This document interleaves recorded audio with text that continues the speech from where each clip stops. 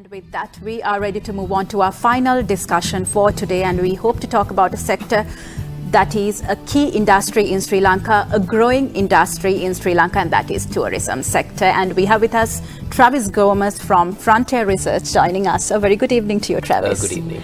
Okay, to start things off, can we talk about what's going on right now in the tourism sector?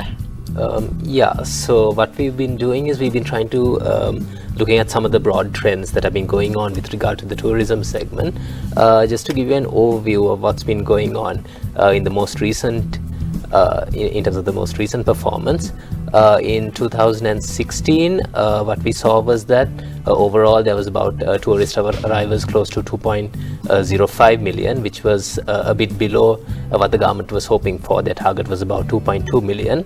But part of this was also because there was an extraordinary situation in terms of the flooding that took place in around May. So because of that hampered some of the tourist arrivals.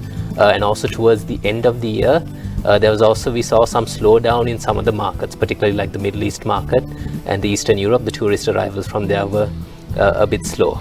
But overall, what we saw was that despite those things, towards the second half of 2016, there was strong tourist arrivals growth. So for both the third quarter and the fourth quarter, tourist arrivals growth showed double-digit growth. It grew at like 12% year on year. And just moving to the most recent quarter, the first quarter of 2017, there was, as was expected, there was a slowdown because of the maintenance work that was going on at the Colombo International Airport. So as a result of that, the tourist arrivals had kind of slowed down to about 3%, while I think some of the hotels were expecting it to be have a much bigger impact. They were expecting like the tourist bookings to be down by about like 8 to 10%. But if you look at the arrivals, it hasn't been too bad.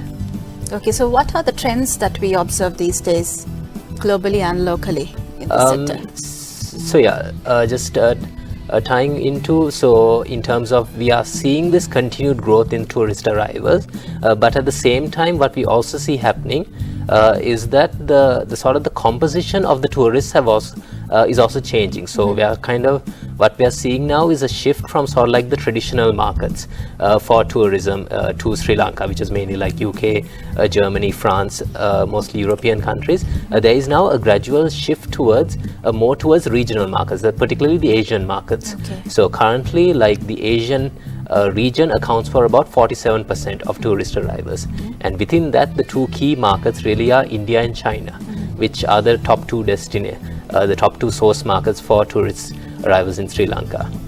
Any reason for this shift?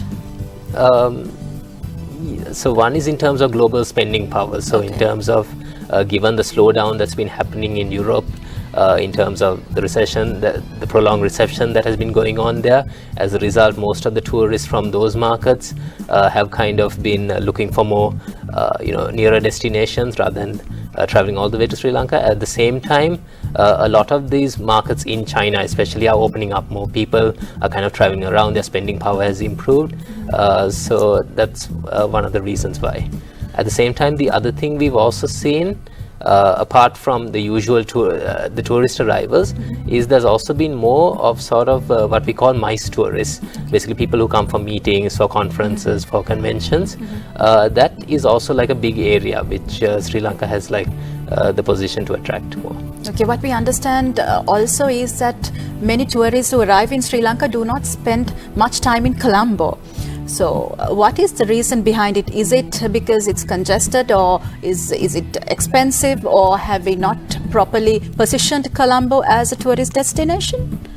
So that's like an interesting point that we've observed in the data, is that if you take for the last 5 years, so a key metric that we are like interested in is what we call this the foreign guest nights. That is basically the number of nights on average tourists spend in the country. So for the last 5 years, it has been sort of fairly stable.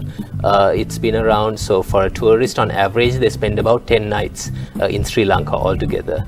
But at the same time, what we've observed is that the number of days they're spending in Colombo has kind of been trending down. So so about 5 years back, it used to be like closer to like 2.6 nights. Now it's come down to around 2.1 nights. Okay, so if you try to like figure out what are some of the reasons for that. So one reason might be because one reason why a lot of tourists part of the reason why people are spending some time in Colombo might be for those transit purposes. That is, because you need to leave enough time to get yourself to and from the airport. Yeah. So, but now with the development of the expressway to the airport plus to the expressway to the south, basically tourists don't need to spend as much time in Colombo for the transit purposes. So given that, so those type of tourists, the need to spend Colombo for something like that is going down. At the same time, this also might reflect the fact that a lot of the tourists are not really aware, or they're not really aware of Colombo as being like a destination as itself. Okay, because if you look at sort of like the popular tourist these destination websites that most of these tourists might be referring to, if you look at they usually like compile these the top 5 things or the top 10 things to do in Sri Lanka. A lot of them don't really feature anything in Colombo. So a lot of tour, so it's not really due to that there isn't unique experiences or unique landmarks to look at in Colombo. It's just that a lot of the tourists are not really aware of that, and also the marketing wise we haven't really positioned it to find it. So that may also be contribute to this drop in the guest. And we also have a target in tourism to increase the average daily expenditure up to 200 USD. How can we get there? How can we attract the high-end tourists? So that again also ties into this bringing about this attractiveness of Colombo. So right now it hasn't been, we have been seeing some growth in terms of the tourist, the spending. So about 5-7 years back, it was the average was about each tourist spent about 89 USD. Now it's closer to like 160 USD. So there has been a big improvement, but to get from there even further, what we really need to do is to sort of attract those high spending tourists. So one is that is also naturally coming about because of this shift, as I talked about, the tourist mix.